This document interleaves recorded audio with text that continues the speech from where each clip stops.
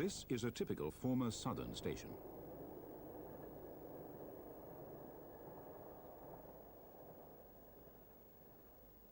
It's situated not in Kent or Surrey, but in the wilds of Devon.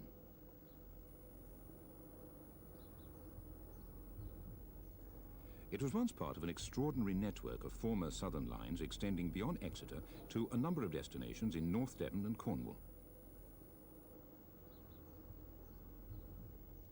Ilfracombe, Okehampton, Bude and Padstow were all served by a network affectionately known as the Withered Arm.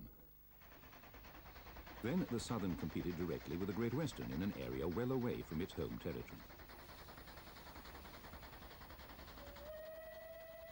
At this time, the Southern offered a fast and reliable way to the west.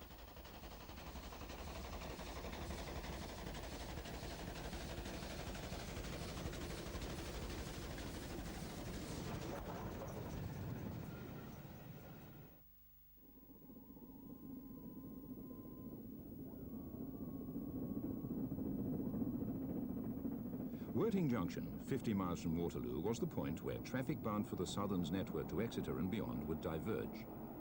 The junction also carried traffic from Southampton to Waterloo.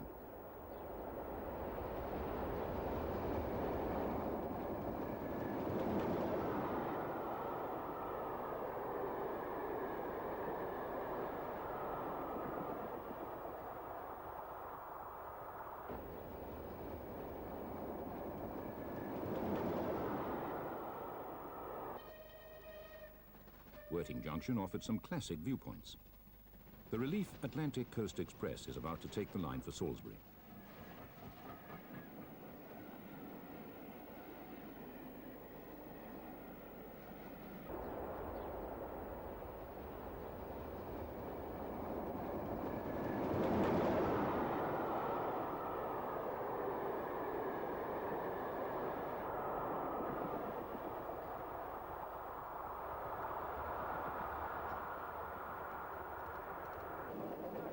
We're about to leave the Southampton main line and head west to Salisbury.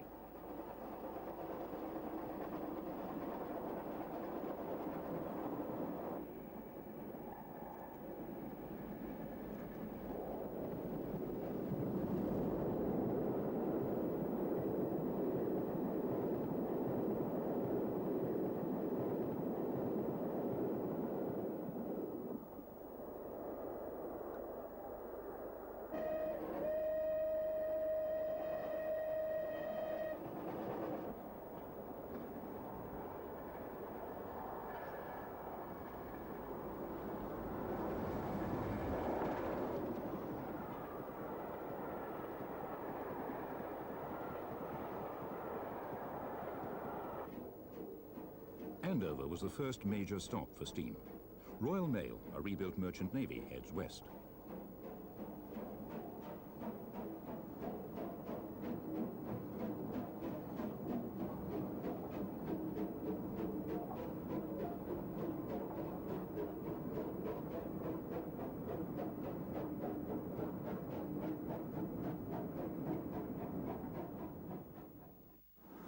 Salisbury was once served by both the Great Western and Southern Railways and consequently had, until 1950, 2 sheds.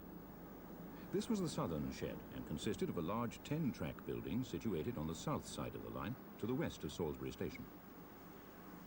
The shed, coded 72B, was one of the last on the southern region, closing to steam on July the 9th, 1967.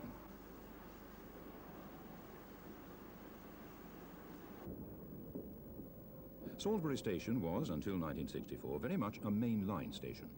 The through lines had a severe speed restriction placed on them as a consequence of a disastrous accident in 1906.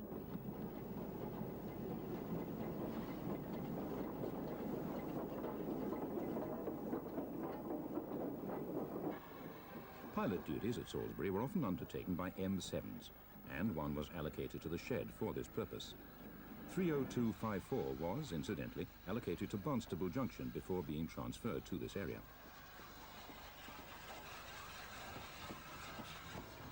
"30 years later, on the 28th of June 1992, another M7 was to return to Salisbury. This is one of 2 members of the class to survive. 30053 was renumbered for this occasion as 30673. She was operating in connection with a number of specials based on the lines to Eastleigh and Exeter.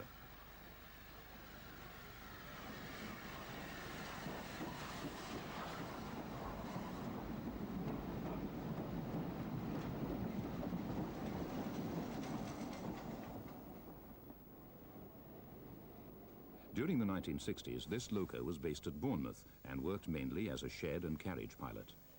Although M7s were frequent performers at Salisbury, it's unlikely 30053 made an appearance here. On the same day, a number of specials ran from the station. In fact, steam had returned during 1986, running from Andover to Yeovil. On this occasion, the Standard is returning to Eastleigh from Salisbury.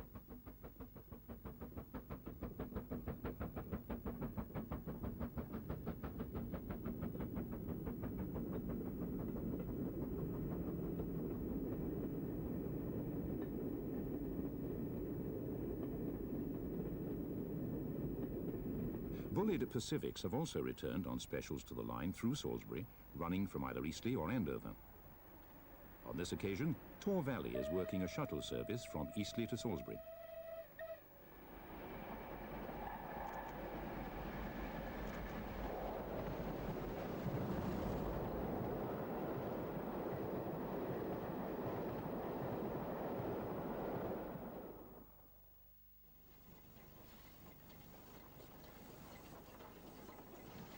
We've now moved west to Yeovil Junction.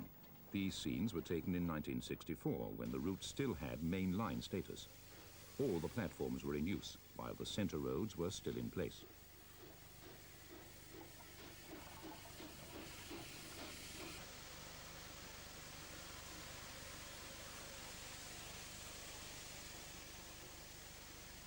The nearby station at Yeovil Pen Mill also saw Bullied Pacifics operating on the Weymouth line.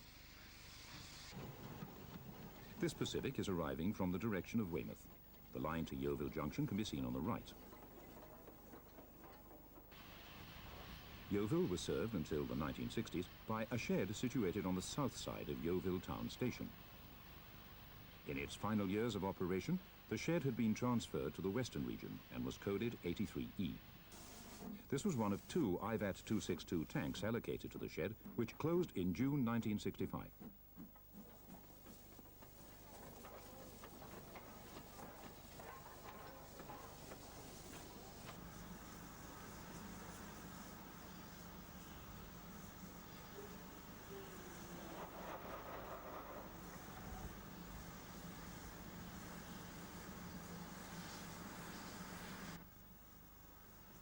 The shed had a four-wheel steam-worked mobile crane. It appears to be doubling as a shed shunter.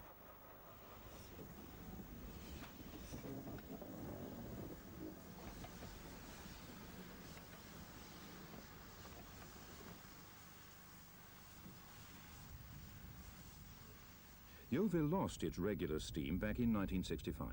However, 1986 was to see the return of steam in the form of specials operating from Salisbury. 6 years later, another milestone was reached when, for the first time since the mid-60s, steam returned to the main line from here to Exeter.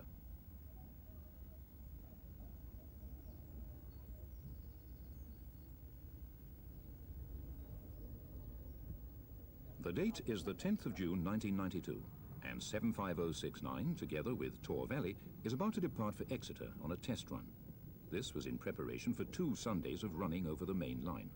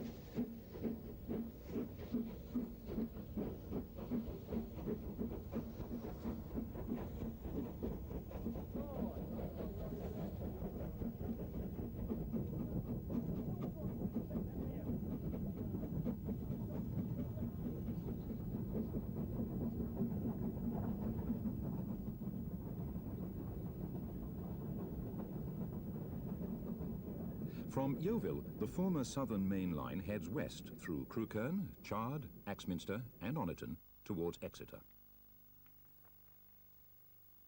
Until the 1960s, a number of former southern branches ran south from the main line to the coastal resorts of Lyme Regis, Sidmouth and Seaton. The delightful seaside town of Lyme Regis is typical of many of the destinations for summer travellers from Waterloo. Although various schemes were planned as early as 1845, the town wasn't connected by a branch from the main line until 1903. By that time, traffic to the town's harbour had declined considerably, with the result that the branch carried primarily holiday traffic throughout its 63-year existence.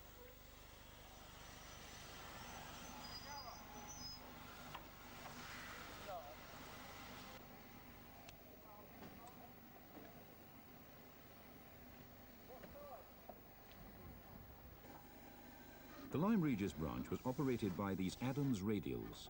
30582 was one of 3 allocated to Exmouth Junction. These 442s were ideal for the tight curves and difficult gradients.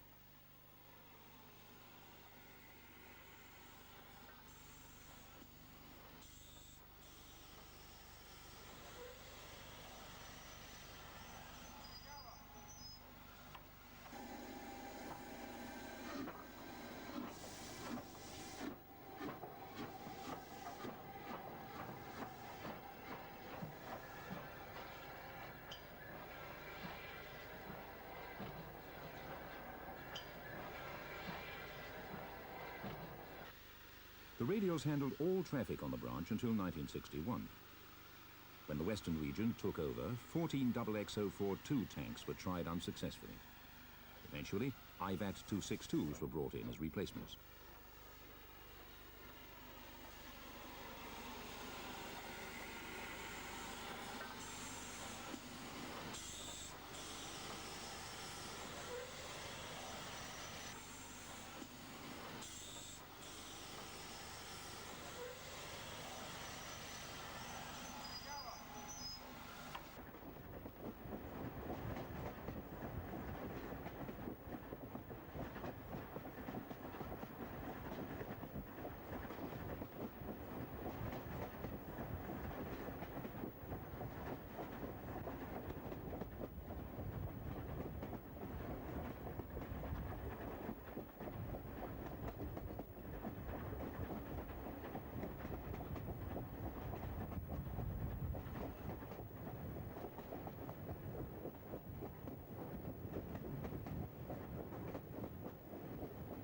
The branch trains crossed the main line at Axminster, pulling into a bay on the north side of the station. Complete closure of the branch came on the 29th of November 1965. 27 years later, only one platform remains in use, while the bay platform used by the branch trains is totally overgrown. A few miles to the west was a rather more spacious station and the junction for the short branch to the coast at Seaton.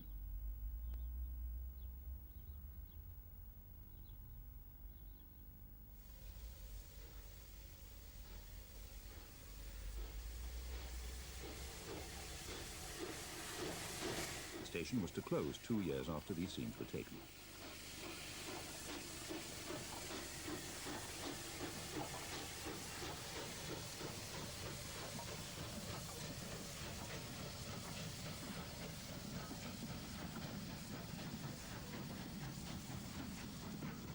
Seaton Junction was rebuilt by the Southern Railway in 1937 to a standard design with 4 through roads and 2 main platforms. Note the tall repeating starting signals which were a feature of the station.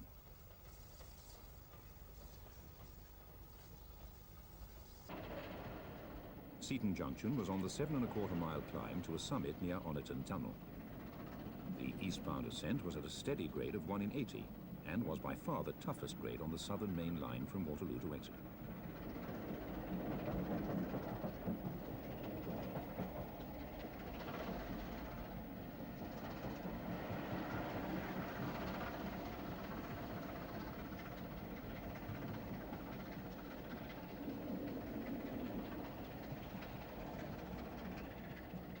We are now approaching Oniton Tunnel.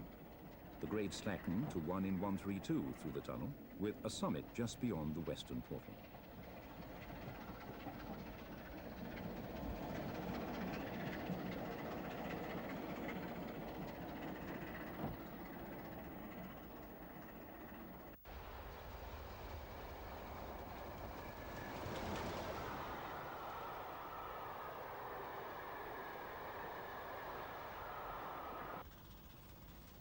We're now on the westbound ascent of Oniton Bank.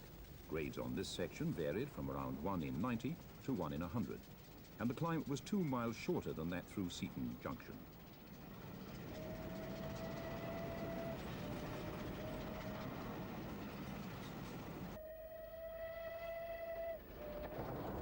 The up and down Atlantic Coast Expresses are about to pass. This service ran from Waterloo to Exeter and the coastal resorts beyond. Remarkably, in the final 2 years of steam, this train was speeded up by 7 minutes. In contrast, Paddington to Exeter trains, which were by this time in the hands of diesel hydraulics, were actually slowed down.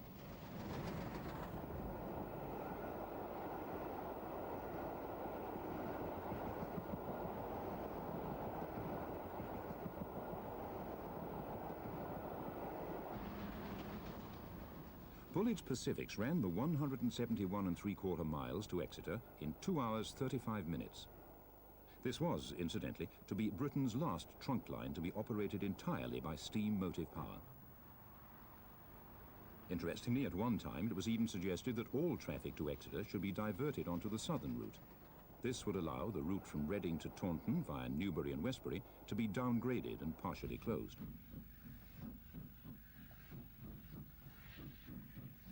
This Standard 4 on a breakdown train is approaching the tunnel running wrong line due to engineering work.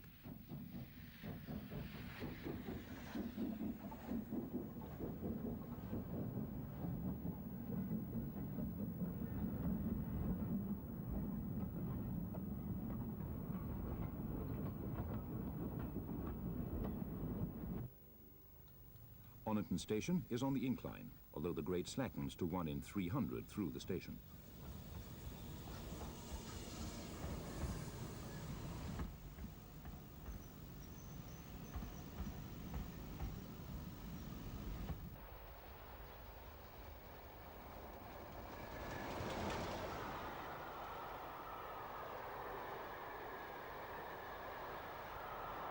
The double-track southern route was largely singled when the route was downgraded to secondary status. However, Oniton retained a passing loop and still has the appearance of a main line station. The Class 47s are one of a number of diesel classes which have worked the line since the end of regular steam late in 1964. First came diesel hydraulics in the form of the warships. Then came the Class 33s, followed by the 50s. The 47s will operate the last locomotive-hauled trains on the route. Soon, multiple unit operation in the form of 159s will take over.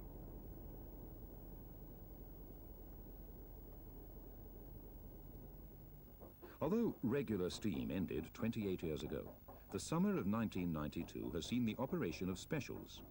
777 Salamiel is one of 3 return trains to operate on Oniton Bank during June. Here, Salamiel climbs towards the eastern portal of the tunnel with a train for Exeter.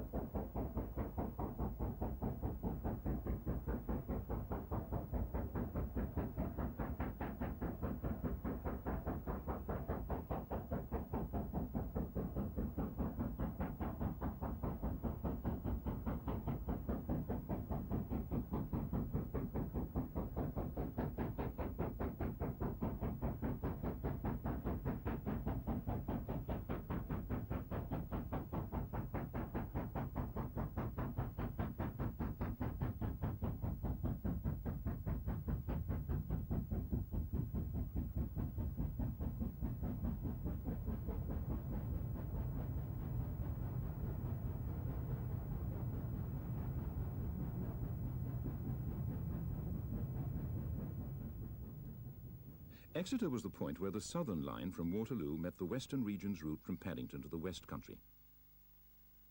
The Southern Region main line ran into Central Station at Exeter.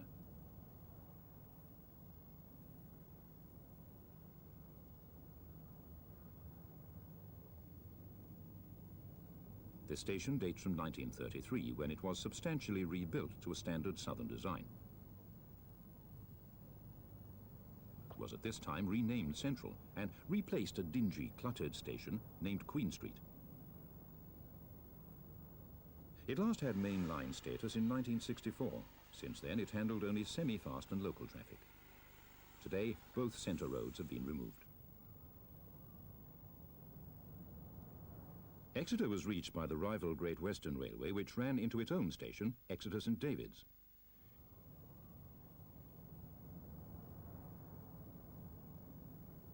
The present station at St David's dates from 1914. It was shared by the Great Western and Southern Railways, and after nationalisation in 1948 by the Western and Southern regions of British Railways.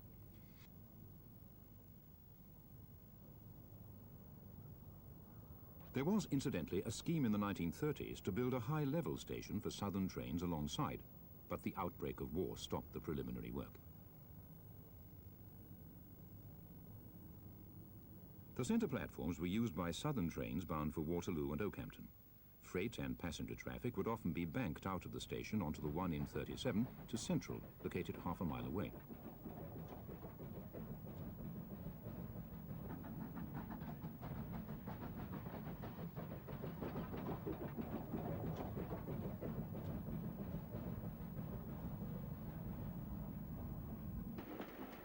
This was the crossroads for almost all of the traffic passing through to the west. Bullitt Pacifics operated alongside Kings, Castles and Halls. First to be dieselised was the Western Region main line to Paddington. By the early 60s, diesel hydraulics in the form of warships and westerns had displaced steam on mainline services.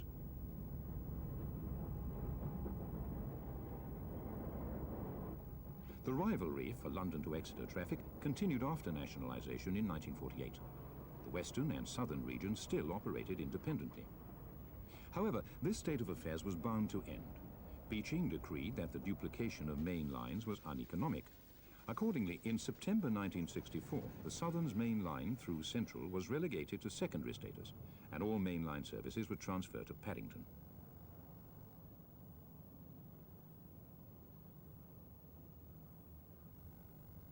Soon after, on the 7th of March 1966, the line was further downgraded when many intermediate stations were closed.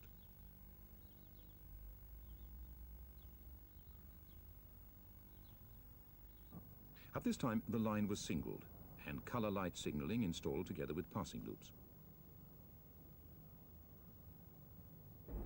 Since then, to the present day, a semi-fast service has operated, with trains taking around 3¼ hours to cover the 172½ miles from Waterloo to Exeter. This is a poor second to the 2-hour HST service on the Paddington main line.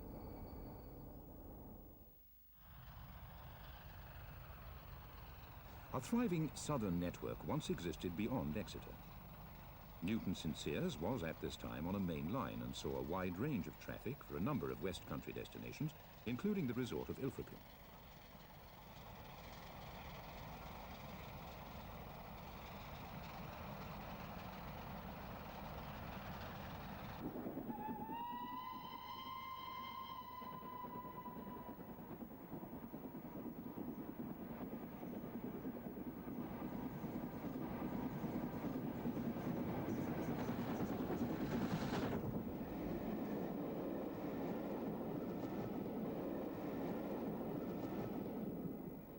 The Ilfracombe line ran northwest along the Tor Valley to Barnstaple. From here, the line ran north to the coast at Ilfracombe. Traffic for Ilfracombe and the rest of the Southern's network diverged at Cowley Bridge Junction, a mile to the north of Exeter St David's.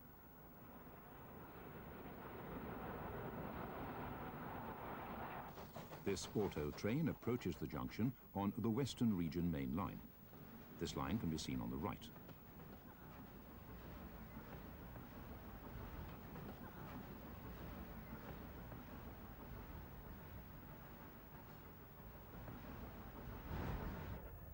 Freight traffic for both the Western and Southern lines was handled in the extensive yards to the south of the junction.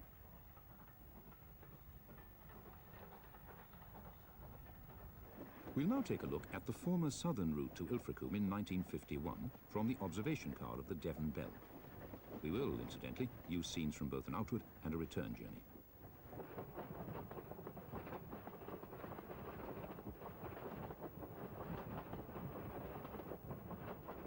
For the first 14 miles, as far as Coppleston, the line was double track.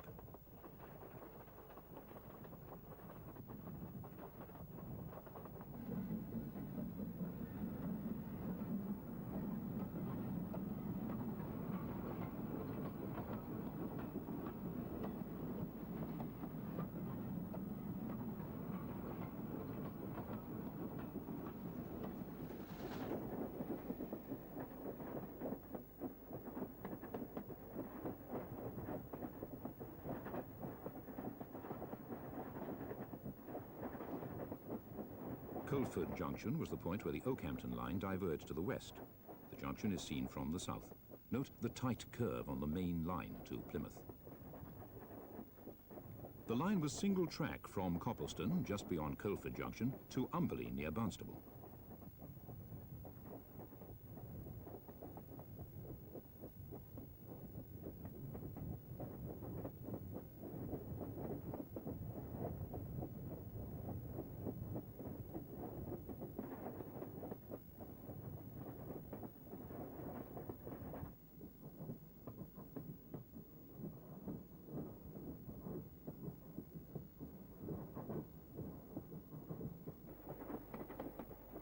Note the beautifully kept permanent way. At this time, the railway line was the largest local employer, and staff took a pride in their work.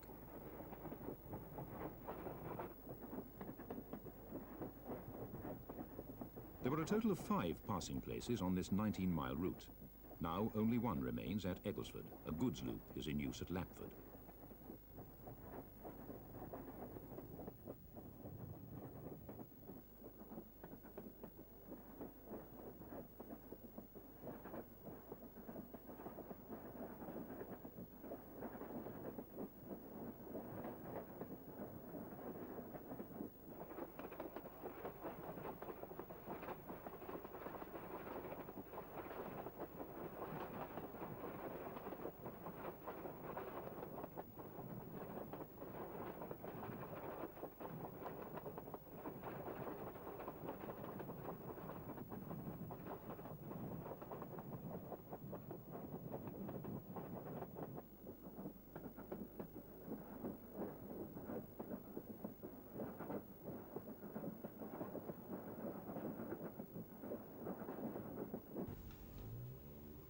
Barnstable was a major junction for the line serving North Devon.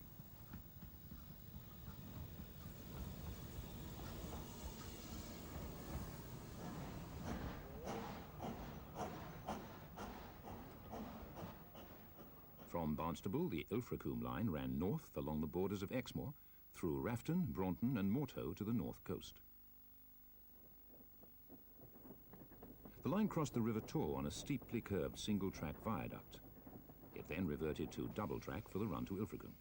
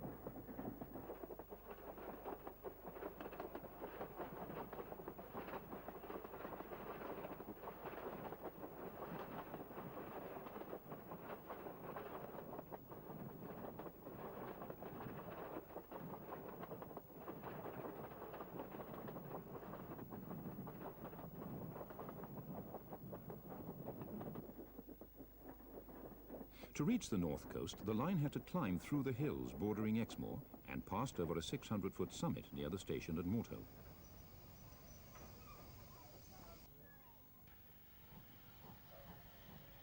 This section of line possessed some particularly steep gradients.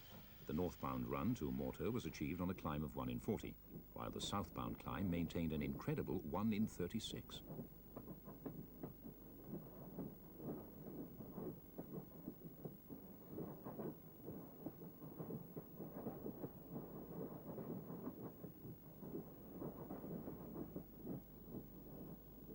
Summer Saturdays saw some relatively heavy traffic. The following scenes were taken in 1962.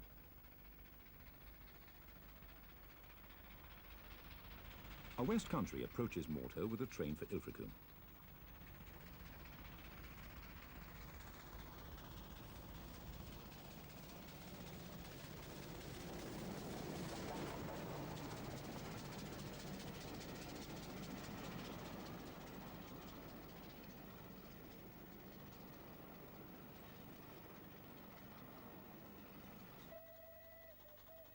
An unidentified West Country approaches the summit, this time from the north.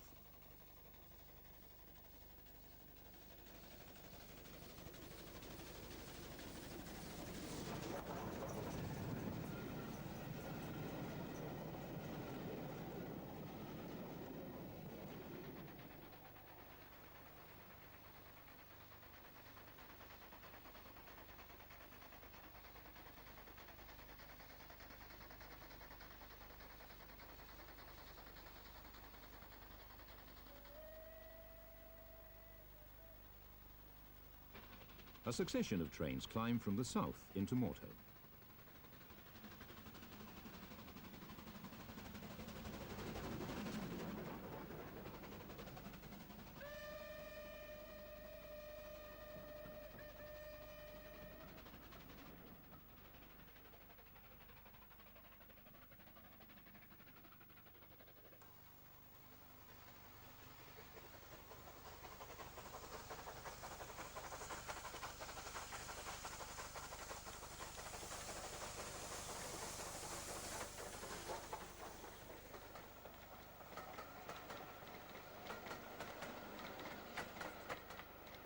Some of the heavier trains were provided with steam bankers supplied by Barnstable Shed.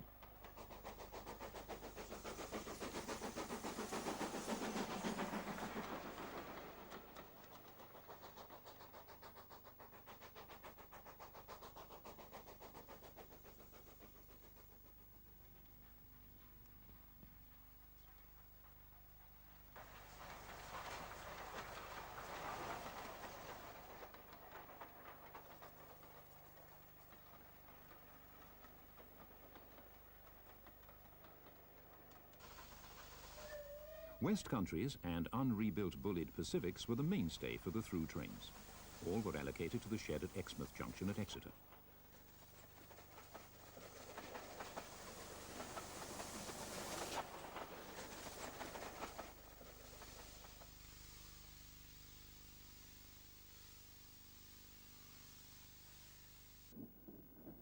We are now descending the 1 in 36 grade into Ilfracombe. The station was spectacularly situated at the top of a cliff high above the town. Trains must have approached the buffer stops with particular care.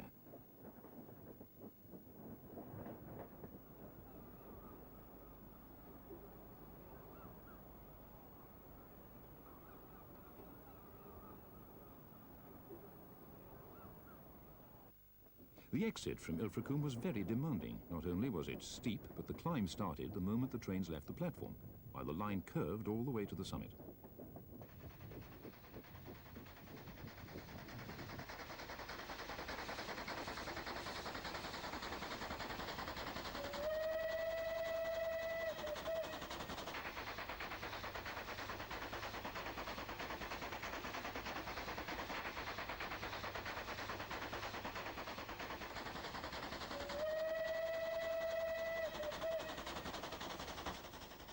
Although Ilfracombe is a very well-established resort, the success of the rail service relied too heavily on holiday traffic.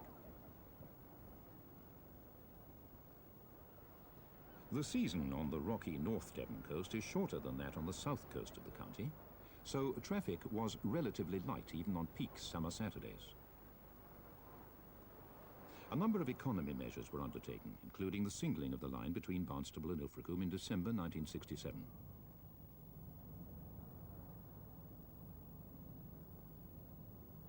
DMU service was introduced, but was short-lived, and complete closure came on the 5th of October 1970. There was an unsuccessful attempt to reopen the line as a private railway. Today, the course of the line is preserved as a footpath.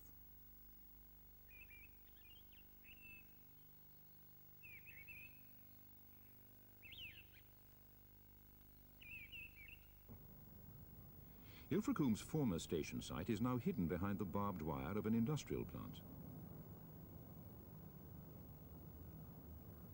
This could so easily have been the terminus of a private steam railway with some of the finest views in the country.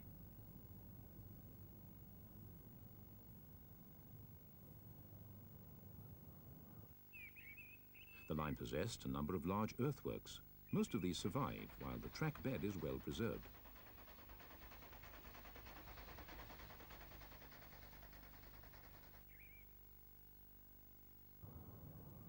The station at Morto remains in commercial use.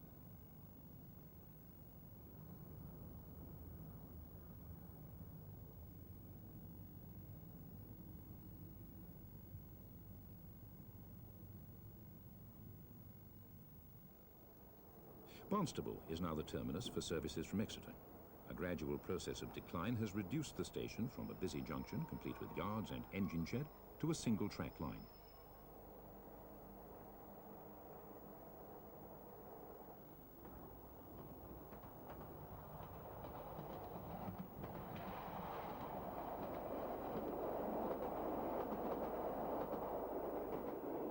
The withdrawal of all freight traffic and the closure of the connecting line to Bideford have hampered attempts to revive the route's fortunes. Furthermore, road improvements have left this line less able to compete with holiday traffic bound for London and the north.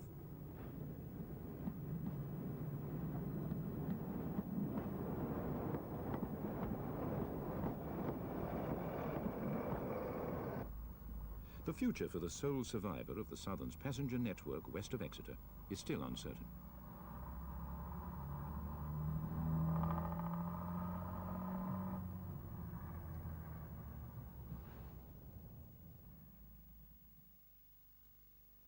The line to Barnstable and Ilfracombe was part of the extensive southern network beyond Exeter. The system extended through Oakhampton to Plymouth on the south coast, while the coast of North Cornwall was served by a line to Holwell Junction with branches to Bude and Padstow. We'll now take a look at some of these lines during their last years of operation.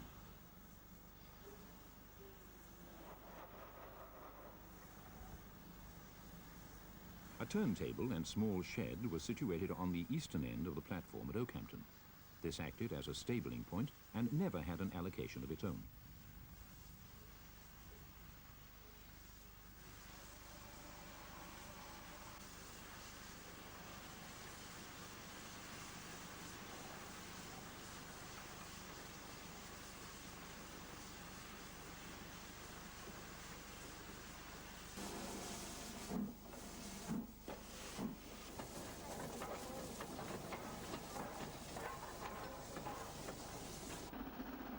IVAT 262 tank climbs the one in 77 into Oakhampton.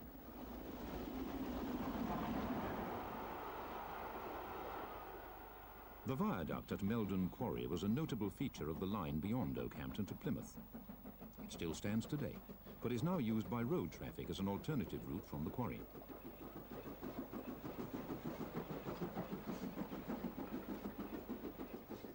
Holwell was the hub of the Southern's network serving North Cornwall.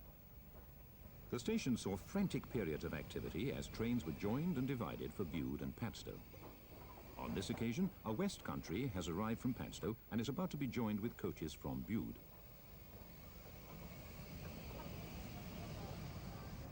The Torrington branch train can be seen to the right.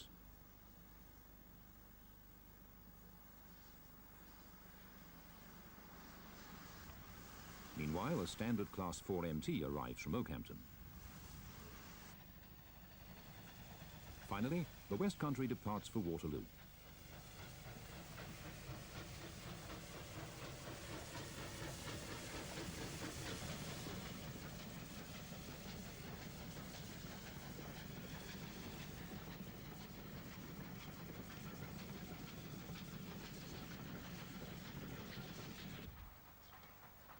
Railways came late to this rural area, and the line from Hallville to Wadebridge wasn't completed until 1895. On summer Saturdays, the passing loops were all necessary, although at other times they were hardly needed. In fact, all the intermediate stations had passing loops, and progress on summer Saturdays was often slow, as trains passed or were divided, shunted and joined.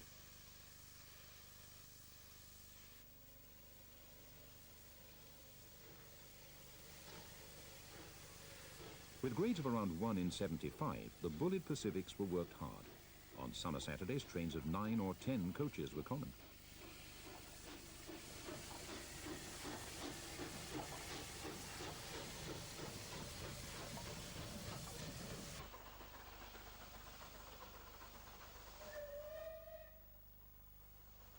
On the 5th of September 1964, through trains and carriages from this system were withdrawn.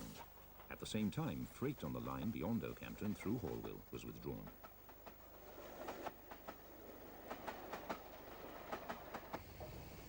Soon after, on the 3rd of January 1965, diesel multiple units were introduced.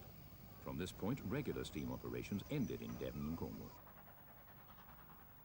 Holsworthy was situated on the branch from Hallville to Bude.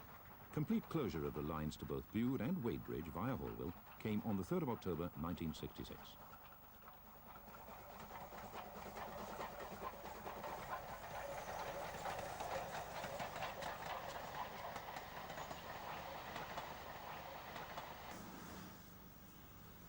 There was a unique branch running from Hallville to Torrington and Barnstable. Torrington was reached by rail from the north in 1855. However, the southern extension to Hallville was one of the last branches to be constructed, opening on the 27th of June, 1925.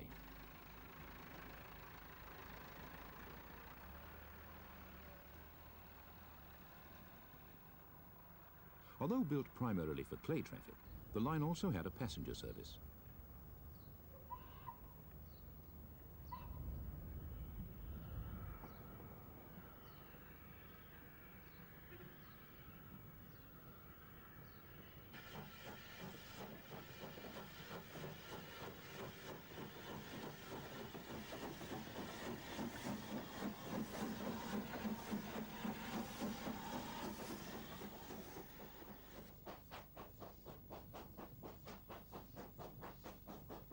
Passenger services were withdrawn on the 1st of March 1965, although clay traffic as far as Meath was to survive until November 1982.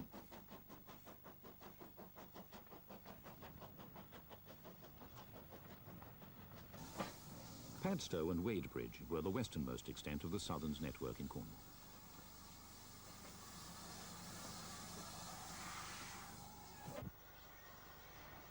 (80035) departs for Padstow with a local from Oakhampton.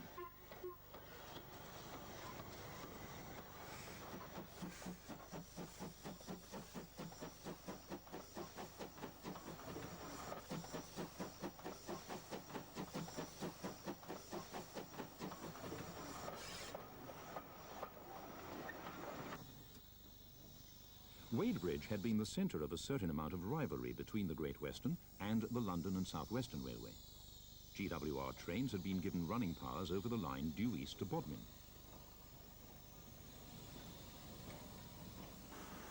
At this time, standard 262 tanks operated the Bodmin line. Later, these were to be displaced by railcars, and complete closure came in January 1967.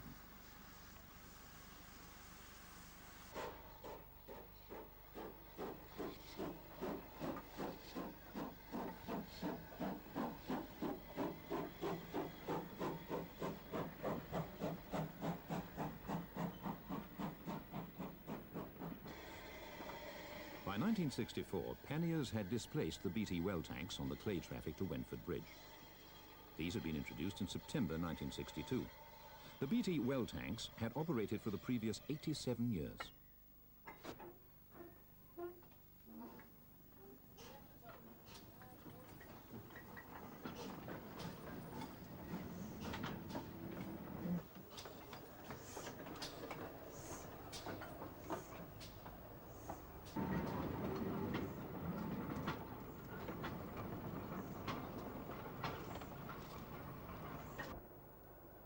We are now on the branch to Padstow.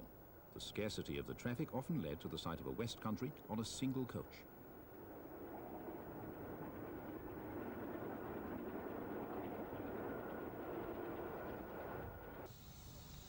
Finally, we're at Padstow, the westernmost outpost of the southern system and 253 miles from Waterloo.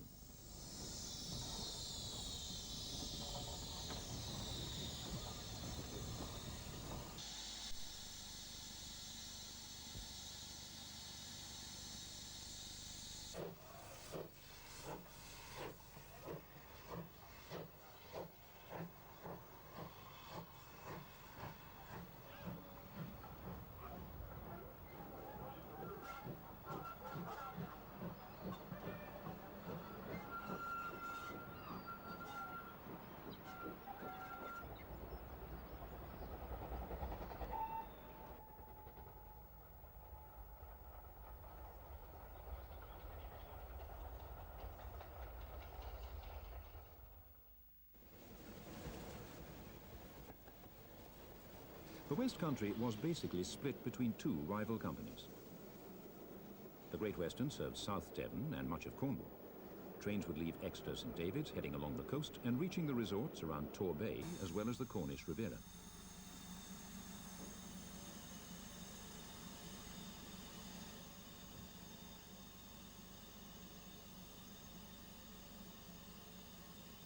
The Southern served North Devon and parts of North Cornwall, with trains heading north from Exeter St David's.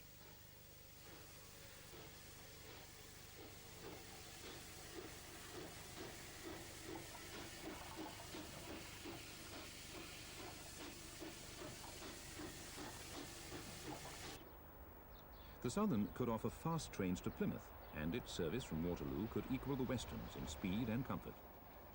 However, despite this, the division was essentially unequal. The Great Western had the pick of the lucrative holiday traffic to the resorts along the south coasts of Devon and Cornwall.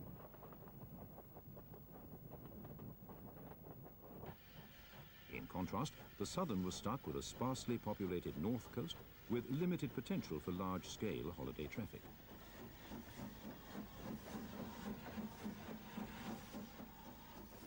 It was perhaps inevitable that the Southern system should be closed, with the exception of the line to Barnstable. Many of the lines that were once built to serve the tourist industry have now been relegated to footpaths.